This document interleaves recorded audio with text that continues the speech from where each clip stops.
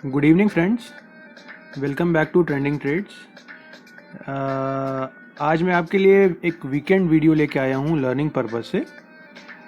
इसमें क्या है, ये learning plus earning in options, मतलब किस तरीके से हम लोग ऑप्शंस में सीख भी सकते हैं और सीखते सीखते अपनी अर्निंग्स भी कर सकते हैं। ठीक है, तो आज इस वीडियो में मैंने 3 टॉपिक्स कवर किए हैं, जिसमें पहला है कैपिटल मैनेजमेंट, दूसरा है रिस्क एंड रिवार्ड या कह लीजिए रिस्क एंड रिवार्ड रेशियो, और तीसरा है ट्रेड मैनेजमेंट। तो सर, ऑप्शन हमेशा एक high risk and high reward concept है, जिसमें आपका रिस्क हाई रहता है बट आपका रिवार्ड भी हाई रहता है, इसलिए आपको इसे बहुत ही केयरफुली करना चाहिए। अगर आप इसमें ज़रा सी केयरलेसनेस दिखाएंगे ना, तो आपको ह्यूज लॉसेस हो सकते हैं। ठीक है, तो लॉसेस से बचने के लिए आपको इसे केयरफुली करना चाहिए। तो अभी इन 3 टॉपिक्स पे हम लोग बात करेंगे। आज आगे बढ़ते हैं, बात करते हैं। सबसे पहला है कैपिटल मैनेजमेंट। ठीक है, तो कैपिटल मैनेजमेंट में सर सबसे पहला मेरा व्यू क्या है, मैं अपना व्यू आपको बताता हूँ। हो सकता है बाकी लोगों का व्यू, किसी का व्यू डिफरेंट हो, बट मैं अपना व्यू आपसे शेयर कर रहा हूँ। सबसे पहली चीज़ तो ये है कि आप जो इन्वेस्टमेंट करें ऑप्शंस में, ठीक है, वो invest only no pain money. Sir, no pain money का मतलब ये है कि आप वो ही पैसा लगाएं जिस पैसे के लूज़ हो जाने पे या जिस पैसे के ज़ीरो हो जाने पे आपको पेन ना हो, तकलीफ़ ना हो। मैंने कई बार लोगों को देखा है, कई बार लोगों से सुना है कि उन्होंने कहीं से इंटरेस्ट पे लोन लेके इन्वेस्टमेंट कर दी, वो भी ऑप्शंस में। ठीक है, फिर वो उनका पैसा लूज़ हो गया और प्रॉफिट्स तो अपनी जगह, उनका जो पैसा था वो भी चला गया। अब वो एक अपना टेंशन और फ्रस्ट्रेशन में जी रहे हैं और उन्हें ये लग रहा है कि मार्केट बहुत ख़राब चीज़ होती है, मार्केट बहुत शेयर मार्केट बहुत ही बेकार चीज़ है और वहाँ पे हमें काम नहीं करना चाहिए। सर, ऐसा नहीं है। आपने बेसिकली बिना सीखे, बिना चीज़ों को समझे गलत तरह से इन्वेस्टमेंट किया, इसलिए आपको उसका खामियाजा भुगतना पड़ रहा है। ठीक है, तो सबसे पहला मेरा सजेशन है सर कि उतना ही पैसा लगाइए आप ऑप्शंस में जितना पैसा ज़ीरो हो जाने पे आपको कोई तकलीफ ना हो, आपको कोई पेन ना हो। ठीक है, दूसरी चीज़, कैपिटल लगाने के 2 मेथड्स हैं, 2 तरीके हैं मेरे हिसाब से, जो मैंने कंसीडर किए हैं, मैंने अपने हिसाब से बाइफरकेट किए हैं। पहला तरीका है लो रिस्क केस। ठीक है, लो रिस्क केस में हम क्या करते हैं कि अपना जो रिस्क है उसको, जितना अमाउंट हमने इन्वेस्ट किया है उसको हम पूरा रिस्क मान के चलते हैं। लाइक हमने 10,000 अमाउंट अपना इन्वेस्ट कर रहे हैं तो हम ये मान के चलते हैं वो पूरा 10,000 रुपये ज़ीरो हो सकता है। तो जब हमने इन्वेस्टमेंट से पहले और हमने ट्रेड करने से पहले ये मान लिया कि ये पूरा 10,000 रुपये रिस्क पे है, तो मतलब हम इस चीज़ के लिए प्रिपेयर है ना कि हमारा ये पूरा पैसा जा सकता है, डूब सकता है। तो वो 10,000 भी हो सकता है, 5,000 भी हो सकता है, 20,000 भी हो सकता है, 1,00,000 भी हो सकता है। आपकी कैपेसिटी पे डिपेंड करेगा, आपकी फाइनेंशियल कंडीशन पे डिपेंड करेगा। ठीक है, किसी के लिए 10,000 रुपये बहुत बड़ी चीज़ होगी, किसी के लिए 10,00,000 रुपये भी छोटी चीज़ होगी, तो ये डिपेंड करेगा। तो अगर आप जितना अमाउंट इन्वेस्ट कर रहे हैं उस पूरे का ये मान के चलते हैं कि ये ज़ीरो भी हो सकता है, तो वहाँ पे आपका रिस्क लेवल ना लो हो जाएगा, क्योंकि आप ट्रेड को उसी तरीके से करोगे कि ये पैसा कभी भी ज़ीरो हो सकता है। ठीक है, दूसरा सर, हाई रिस्क कहाँ पे आ जाता है? हाई रिस्क वहाँ पे आ जाता है जहाँ पे आप रिस्क को कम करके आंकना स्टार्ट कर देते हो। ठीक है, जिस जगह पे आप रिस्क को कम करके आंकना स्टार्ट कर देते हो वहाँ पे आपका एक्चुअल रिस्क बढ़ जाता है। ठीक है, तो हाई रिस्क वाला केस कौन सा है सर? हाई रिस्क वाला केस ये है कि जैसे मैंने ये बोला कि मैं अपनी कैपिटल का 10% या 20% स्टॉप लॉस लेके चलूँगा। ठीक है, तो अब हम ये मान सकते हैं कि भाई हम 10% का तो मेरा स्टॉप लॉस है या 20% का मेरा स्टॉप लॉस है। अब 10,000 अगर हम इन्वेस्टमेंट कर रहे हैं तो इसका मतलब ये है कि अगर 2,000 का लॉस होगा तो हम मार्केट से बाहर आ जाएंगे। स्ट्रैटेजी इज़ ग्रेट, मैं इसे कुछ गलत नहीं बोल रहा हूँ, लेकिन सर यहाँ पे आप ये मान के चल रहे हो ना कि आपको लॉस सिर्फ 2,000 रुपये करना है, लेकिन एक्चुअल अमाउंट आपका इन्वेस्टेड है 10,000 रुपये।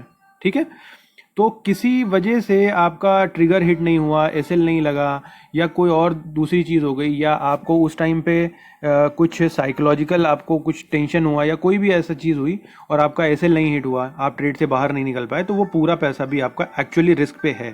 तो इसलिए मैं बोल रहा हूँ कि अगर आप स्टॉप लॉस को ही कंसीडर कर रहे हो कि वो आपका रिस्क लेवल है, तो एक्चुअल में आप हाई रिस्क पे हो। बट ये आप कर सकते हो, अगर आप अपने स्टॉप लॉस को स्ट्रिक्टली यूज़ कर रहे हो तो आप कर सकते हो। फॉर एग्जांपल, आपके पास 50,000 है और आप चाहते हो कि भाई रिस्क मैं सिर्फ 10,000 का ले सकता हूँ, तो आप क्या कर सकते हो, आप 50,000 का इन्वेस्टमेंट कर सकते हो, बट 20% का मतलब 10,000 का आप स्ट्रिक्टली स्टॉप लॉस आपको यूज़ करना होगा। और भी चीज़ें इसमें आप और फर्दर मैनेजमेंट कर सकते हो कि आप 2,000 के 5 स्टॉप लॉस मैनेज कर सकते हो, सेट कर सकते हो। ये आपके ऊपर डिपेंड करता है कि अपने स्टॉप लॉस को कैसे मैनेज करते हो। ठीक है, तो कैपिटल मैनेजमेंट बहुत ज़रूरी है सर। ये तीनों चीज़ें आप प्लीज़ ध्यान रखिए जब भी आप ऑप्शंस में ट्रेड करें। आगे बढ़ते हैं सर। दूसरी चीज़ आती है रिस्क एंड रिवार्ड। ठीक है, तो रिस्क एंड रिवार्ड जैसा कि मैंने पहले ही बताया कि हमारा ऑप्शंस जो है ना वो high risk and high reward का गेम है। ठीक है, अब अगर आपकी एनालिसिस अच्छी है, आपकी नॉलेज अच्छी है और आपका ट्रेडिंग पैटर्न अच्छा है, आपका अपने इमोशंस पे कंट्रोल है, ठीक है, आपका अपनी हैबिट्स पे कंट्रोल है, तो आप अच्छा रिवार्ड पा सकते हो। लेकिन सर अगर इन चीज़ों में आप वीक हो तो आप बहुत हाई रिस्क पे हो, option is not made for you. Please don't enter in option trading अगर आप ये चीज़ें नहीं कर सकते। ठीक है, क्यों, ये मैं आपको भी आगे समझाता हूँ।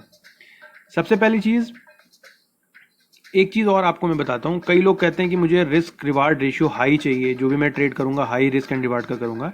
Sir high risk and reward मतलब आपका 1:1 से ऊपर, लाइक कोई बोलता है कि मैं 1:10 में ही जैकपॉट कॉल में ही अपना मैं जैकपॉट जो ट्रेड होता है मैं उसी में एंट्री लेता हूँ। ठीक है, बहुत अच्छी बात है। 1:10 रेशियो का मतलब ये हुआ कि आपका स्टॉप लॉस 1 रुपये का है और जो आपका टारगेट है वो 10 रुपये का है। लेकिन होता क्या है सर, इस केस में आपको एक चीज़ समझनी पड़ेगी। अगर आपका रिवार्ड हाई है तो क्या होगा, इसका सीधा रिलेशन होता है आपकी परसेंटेज ऑफ एक्यूरेसी से। मतलब आप अगर 10 ट्रेड करते हो तो उसमें कितने ट्रेड आपके पॉजिटिव होते हैं और कितने ट्रेड नेगेटिव होते हैं। तो अगर आपका risk and reward ratio high है तो ऑब्वियस सी बात है कि आपका एक्यूरेसी लेवल जो है ना, एक्यूरेसी लेवल वो हमेशा थोड़ा सा लो हो जाएगा। फॉर एग्जांपल, आप किसी ट्रेड में टारगेट लगाते हो 50 पॉइंट्स का, ठीक है, तो उसका कोई मान लीजिए कोई उसका जो हिट होने के टारगेट हिट होने के चांसेस हैं वो x हैं। ठीक है, दूसरे ट्रेड में आप जो टारगेट लगाते हो वो लगाते हो 150 पॉइंट्स का। ठीक है, तो 50 पॉइंट्स और 150 पॉइंट्स, ज़्यादा एक्यूरेसी आने के चांसेस किस में हैं, किस किस केस में आपको ज़्यादा इजीली टारगेट मिल सकता है। ऑब्वियस ही बात है, जहाँ पे आप 50 पॉइंट्स ले रहे हो वहाँ पे आपको जल्दी और आसानी से टारगेट्स मिलेंगे, तो आपका एक्यूरेसी का रेशियो बढ़ जाएगा। इसलिए मैं कहता हूँ कि इसका एक बढ़िया बैलेंस होना बहुत ज़रूरी है आपके रिस्क एंड रिवार्ड रेशियो का, क्योंकि ये डायरेक्टली रिलेटेड होता है आपके एक्यूरेसी से। ठीक है, अगर आपका रिस्क एंड रिवार्ड बहुत हाई है और आपकी एक्यूरेसी बहुत पुअर है तो भी आप अल्टीमेटली प्रॉफिटेबल नहीं हो पाओगे। ठीक है, इसी तरीके से जो आपका लो रिस्क, जब लो रिवार्ड होता है तो लो रिवार्ड में आपकी एक्यूरेसी बढ़ जाती है। लेकिन लो रिवार्ड में एक्यूरेसी बढ़ जाती है कि ये मतलब नहीं है कि आप 2-2 पॉइंट 3-3 पॉइंट लेके आप बाहर निकलने लगो, ऐसा बिल्कुल भी नहीं है। जैसा कि एक मैंने आपको बोला कि कंक्लूजन के हिसाब से हमारा एक गुड बैलेंस इज़ रिक्वायर्ड, मतलब 1:1 से ऊपर का रेशियो आपका होना चाहिए यूजुअली। मतलब जितना आपका स्टॉप लॉस है आपका टारगेट हमेशा उससे ज़्यादा होना चाहिए। अब 1:2 हो बहुत अच्छी बात है, 1:1 भी चलेगा, 1:1.5 भी चलेगा, 1:4 भी चलेगा, सारे चलेंगे। वो आप अपने आपके एनालिसिस पे डिपेंड करेगा कि आप अपनी एक्यूरेसी को इस आरआर के साथ कैसे अच्छे से मेंटेन करते हो। ठीक है, तो लो आरआर के साथ भी आप लॉन्ग टर्म में प्रॉफिटेबल बने रह सकते हो। ठीक है, तो आपको इस चीज़ को एक मेंटेन करने की ज़रूरत होती है। ठीक है, आगे आ जाते हैं सर। इसके बाद आ जाते हैं सर, ये है ट्रेड एनालिसिस। इसके लिए मैंने आपको समझाने के लिए ना एक फ्लो चार्ट बना दिया है। फ्लो चार्ट में सबसे पहले, कई बार लोग क्या करते हैं ना, ओवर ट्रेडिंग करते हैं। बहुत से लोग बोलते हैं भाई ओवर ट्रेडिंग मत करिए, एक बार प्रॉफिट हो जाए आप मार्केट से बाहर हो जाइए, या लॉस हो जाए आप मार्केट से बाहर हो जाइए। सर ये सारी चीज़ें अपनी जगह पे हैं, मैं इसका एक बहुत अच्छा सोल्यूशन आपके लिए लेके आया हूँ। अगर आप जो ट्रेडिंग करते हो ना वो आप किसी सिस्टम और मैकेनिज्म से करते हो तो आपको बिल्कुल घबराने की ज़रूरत नहीं है। आपका जितना मर्जी उतना ट्रेड करो। जैसे मैं फॉर एग्जांपल मैं अपने लिए बताता हूँ, मैं आधे घंटे या 1 घंटे में एक ट्रेड लेता हूँ। अब मान लीजिए कि 4 घंटे में मार्केट में बैठता हूँ तो मेरे मैक्सिमम नंबर ऑफ ट्रेड 4 ही होंगे, उससे ज़्यादा मैं नहीं लूँगा। क्यों? क्योंकि मेरा एनालिसिस का पैटर्न ही वही है। ये एक एग्जांपल के लिए आपको बता रहा हूँ। इसी तरीके से आप अपना एक पैटर्न बनाओ सर।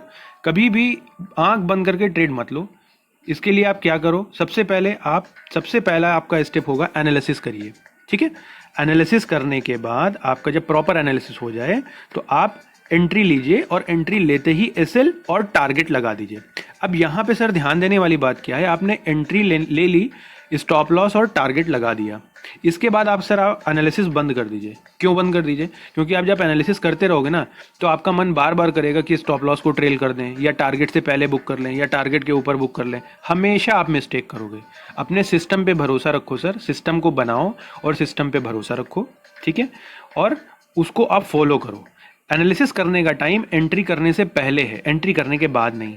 तो क्या सर अगर आप ये गलती करते हो कि आप एंट्री करने के बाद एनालिसिस कर रहे हो या चार्ट को बैठ के घूर रहे हो, प्लीज़ स्टॉप इट, ठीक है। आपने एंट्री ले ली, अब या तो स्टॉप लॉस हिट होगा या टारगेट हिट होगा। अब इन दोनों केस में देखते हैं। अगर हमारा टारगेट हिट हो गया तब तो बहुत अच्छी बात है सर, हमें प्रॉफिट हो गया, यही हमारा अल्टीमेट गोल है, ठीक है। इसमें हमें कुछ फर्दर और बताने की जरूरत नहीं है। आपको प्रॉफिट हो गया तो बहुत अच्छी बात है सर, वेरी गुड। लेकिन अगर स्टॉप लॉस हिट होता है तब क्या होता है सर? कई लोग क्या करते हैं, स्टॉप लॉस हिट होते ही फटाक से दूसरे ट्रेड में एंट्री ले लेते हैं, ठीक है। आपको ये काम बिल्कुल भी नहीं करना है। स्टॉप लॉस जब आपको हिट होता है, आपको मैं बता दूं, जब आप किसी ट्रेड में एंट्री लेते हो तो आप फाइनेंशियल अर्निंग तो करते ही करते हो, साथ में एडुकेशनल अर्निंग भी करते हो सर। लेकिन आप स्टॉप लॉस यूज करने के बाद अगर डायरेक्टली दोबारा किसी ट्रेड में एंट्री लेते हो तो आप एडुकेशनल जो आपका जो एडुकेशनल अर्निंग है ना, आप वो अवॉइड कर जाते हो। कैसे? अब आपका स्टॉप लॉस हिट हुआ, आपने ये देखा ही नहीं कि वो स्टॉप लॉस क्यों हिट हुआ, क्या रीजंस थे, आपने देखा ही नहीं, आपने फटाफट दूसरी एंट्री ले ली। बिल्कुल नहीं करना है सर ये काम। आपको करना क्या है, आपको दोबारा एनालिसिस करनी है और अपना एक नॉलेज और डेटाबेस बना के रखना है। नॉलेज बेस एंड डेटाबेस का आपको अपना एक पोर्शन बना के रखना है, जिसमें आप कुछ भी बना सकते हो, लाइक अपने नोट्स बना सकते हो, रजिस्टर पे बना सकते हो, या ऑनलाइन रख सकते हो, कहीं पे एक्सेल शीट में बना के रख सकते हो, गूगल शीट में बना के रख सकते हो, ठीक है। तो जो भी गलती हो रही है, जो भी मिस्टेक्स हो रही हैं, उनको आप एक जगह पे कंपाइल करिए ताकि आप उनका सोल्यूशन निकाल सकिए। और स्टॉप लॉस का जो भी रीज़न था ना, उस रीज़न को सॉल्व करने के बाद दोबारा से एनालिसिस करिए और उसके बाद ही सर एंट्री करिए। जब तक आप इस एनालिसिस पे क्लियर नहीं होते हैं, स्टॉप लॉस के रीजंस पे क्लियर नहीं होते हैं, दोबारा एंट्री बिल्कुल भी मत करिए। ये एक्टिविटी आपके लॉसेस को रिड्यूस कर देगी, ठीक है। कई बार सर लोग क्या करते हैं, स्टॉप लॉस हिट हो गया, बहुत बड़ा स्टॉप लॉस हिट हो गया, फ्रस्ट्रेशन एंड टेंशन हो गई। सर ये आपको बिल्कुल नहीं लेके आनी है। आप बिजनेस कर रहे हो, प्रॉफिट्स भी होंगे, लॉस भी होंगे, स्टॉप लॉस बिल्कुल हिट होंगे, ठीक है। एंट्री लेने से पहले, मार्केट में आने से पहले आप ये मान के चलो कि आपके स्टॉप लॉसेस हिट होंगे और वो आपके कवर होंगे प्रॉफिट से। अब यहाँ पे बात आ जाती है आपके आरआर की। अगर आपका आरआर 1:1 से ऊपर है तो आपका, और एक्यूरेसी आपकी 50-60% या उससे ऊपर है, तो आप अल्टीमेटली प्रॉफिट में रहोगे। सर ऐसा बिल्कुल नहीं हो सकता कि आपको हर ट्रेड में सिर्फ प्रॉफिट होगा, ठीक है। तो ये सर बड़ा इंपॉर्टेंट पॉइंट है। अगर आप स्टॉप लॉस के बाद फ्रस्ट्रेशन में आ जाते हो, टेंशन में आ जाते हो, बिल्कुल बंद कर दो सर ये काम। क्यों? क्योंकि आपने पहले ही सोच लिया था ना कि हमारा स्टॉप लॉस इतना है तो मेरा लॉस इतना हो सकता है, तो आपको पहले से उसके लिए प्रिपेयर रहना है, ठीक है।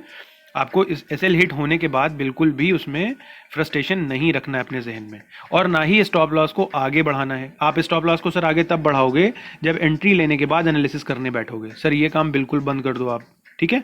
पहले एनालिसिस, फिर एंट्री। स्टॉप लॉस हुआ तो फिर से अपना नॉलेज बेस और डेटाबेस बढ़ाइए, दोबारा से एनालिसिस करिए और फिर से एंट्री करिए। स्टॉप लॉस के बाद दोबारा से एंट्री डायरेक्टली नहीं करनी है सर, जब तक आपको आपके हिट हुए स्टॉप लॉस का रीज़न नहीं मिल जाता है। तो ये सारी चीज़ें थी जो आज मैं आपसे डिस्कस करना चाह रहा था।